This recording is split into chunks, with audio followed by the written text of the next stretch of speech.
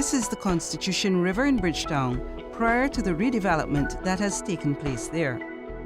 This is the Constitution River today. A widened channel, new embankments, landscaping, paved walkways, and all in all, an enhanced environment stretching from the Charles Duncan O'Neill Bridge to Queen's Park. The work that has been done so far represents phases 1 and 2 of the project. Phase 3 will extend from Queen's Park to the James A. Tudor roundabout. Phase 2 of the project began in August 2012. The overall aim, one was, there's a flooding issue in this area, so it's mitigation, but the other one was aesthetics. We believe that what we are producing here is going to be rather pleasing to the eye, but also serve the practical purpose of reducing the possibility of flooding in this area. The overall cost is $12 million. I'm pleased to say that we have done it within time and within budget. It was funded by CDB as well as government. CDB funded 70% of the cost of the project and government 30%. Everyone who knows the area is aware of the negative impact of flooding over the years. Considerable work was done during Phase 1 to help alleviate this problem, and the issue has also been addressed within the second phase of the project. Phase 2, going into Phase 2, is a similar type of works where we're again dredging the channel to create a tidal zone again, which will again allow help the flooding situation in a lot of the surrounding low-lying areas. Again, going into the ZR terminal and River Road, and I think QEH Car Park had some flooding areas out there as well. And the difference between Phase 1 and Phase 2 is that the embankment protection in Phase 2 is going to be a softer type of structure, which is going to be a rip-wrap structure, which would consist of boulder protection to the slopes. And on top of the slopes, you created, again, a little landscape zone along the top of the slopes where we have walkways, and we're trying to create some public spaces that people can enjoy the waterfront channel once it's complete from there. And then it's on to Phase 3.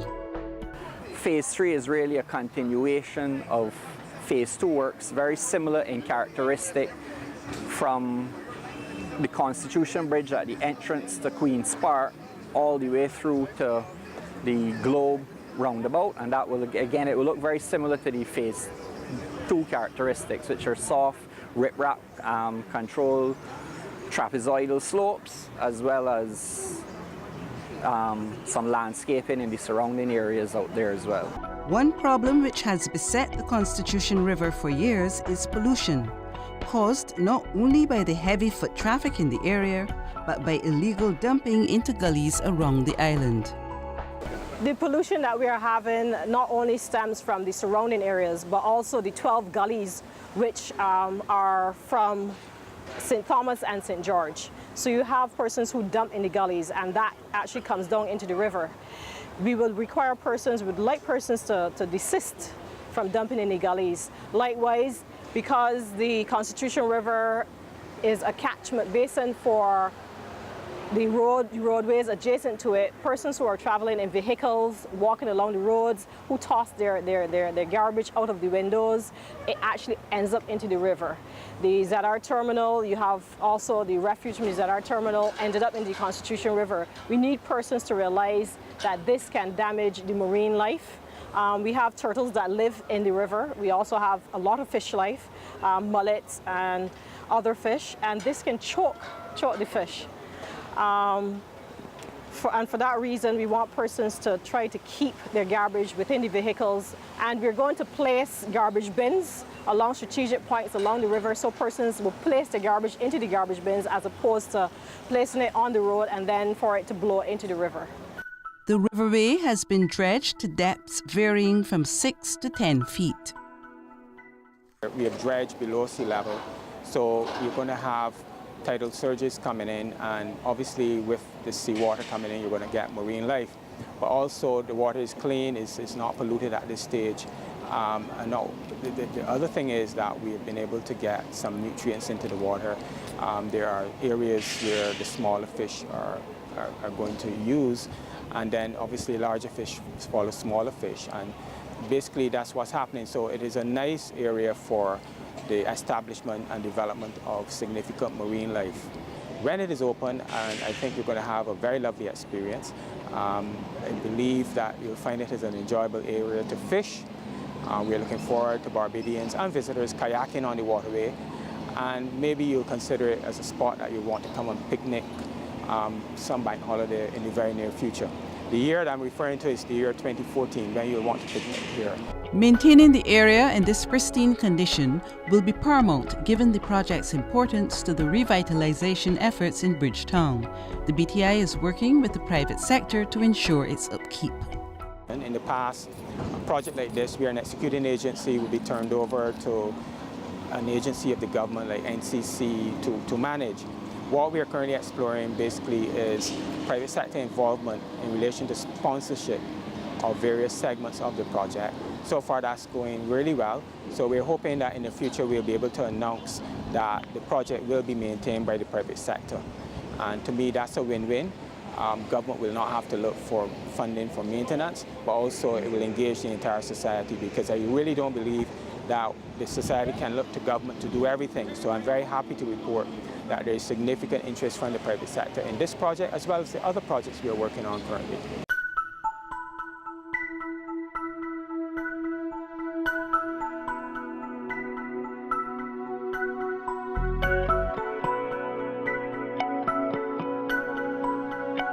This picturesque space at Church Village provides one more area in Bridgetown where people can stage events or simply relax. The Church Village project was also executed by the Barbados Tourism Investment, Inc. There are two components to the project. The first one is the landscaping and the development that you're seeing here today, which would obviously improve the aesthetics of the Church Village area. As you know, in the past it was very much an area, a depressed area in Bridgetown. So the upgrade is necessary. We also wanted to create a public space for entertainment as a venue where Barbadians can come and enjoy lunchtime activities as well as evening activities. So that was part of phase one. Phase two will go into the development for parking, which is another important component. This is what the area looked like before residents were moved to Low Burney, St. Michael. Located within the UNESCO World Heritage Site, historic Bridgetown and its garrison, special attention has been paid to preserving the original footprint of Church Village. We first of all engaged the Barbados Museum to assist us in an archaeological dig. We wanted to make sure that we wouldn't disturb or destroy any artifacts of importance unknowingly, so that was the first step. And then the second step, basically, the whole Serpentine Street design, it's very important part of why Barbados was given its designation. We have been able to retain the street designs in Bridgetown for over several hundred years, and therefore we did not want to disturb that. And within the design here itself, we have incorporated Lucas Street, and it can be seen. It's not in perhaps the same form it was in a couple hundred years ago, but it is quite visible in this development, and we have retained that whole layout for the street itself. So in all, I'm saying that we have been quite sensitive to the fact that we're within World Heritage property, and we have developed it with those considerations in mind. This impressive amphitheater immediately catches the eye on entering the venue. We wanted to have an area that people can come during the day and relax, but we also wanted to have a venue that would facilitate larger events. The amphitheater can accommodate just under 100 persons seated, but several hundred more standing. So we expect that it would be used for public activities, whether they be lunchtime concerts or evening events. The other more technical features, basically, we've tried to make this as green a project as possible. So we have incorporated solar technology, and the energy used in here to a vast extent would be renewable energy by way of solar panels that we've installed. The design of the new space pays homage to the old Church Village. Elements include this pond stocked with fish, the street signs, the doors and stoops, as well as the shaded areas. Basically, we wanted to stay as true as possible to the original ideas of Church Village. It was originally a swamp area even before it became a village, and therefore we have established a mangrove in here just to capture the element of the swamp and what was there previously.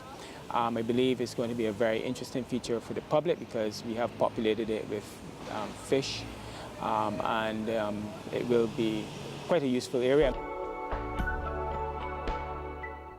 Within the old development, we had several chattel houses, and we have put back in what would be like a replica of the chattel house door, and the stoops where children would have played and sat down.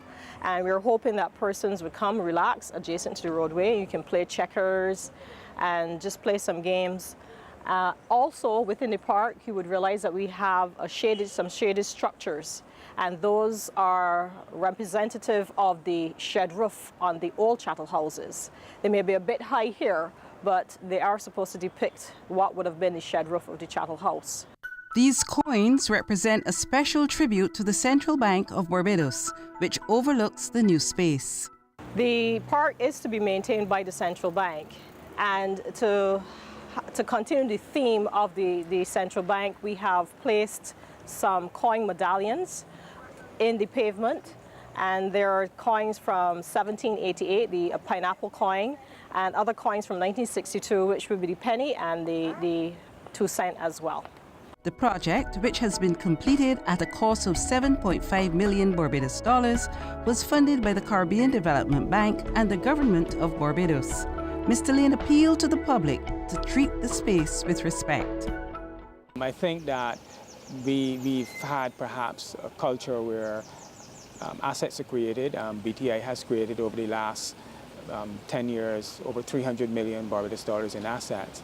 And we are just asking the public to respect the level of commitment made by the government of Barbados in upgrading Bridgetown, and therefore that we would hope that consideration be given to not littering and the other issues that usually surface in public spaces. We want, for example, that this area be maintained and that vandalism be kept out so that what has been created here would not be destroyed. We have considered security as a priority. It's an area that we wouldn't want the average Barbadian to be afraid to visit. Church Village, as we said earlier, was a depressed area in the past. It's no longer that way, but there could be a perception in relation to people's safety. So we do have CCTV in here. We have 24-hour monitoring, and we have security patrols, things that will make it a space that can be enjoyed day and night by the average person. The newly created Church Village and the redeveloped Constitution River, two more projects which will add new life and energy to Barbados' capital city, Bridgetown. We welcome your feedback on our programs. You may email your comments to bgisfeedback@barbados.gov.bb. You may also view our website at www.gisbarbados.gov.bb or subscribe to our YouTube channel, the BGIS.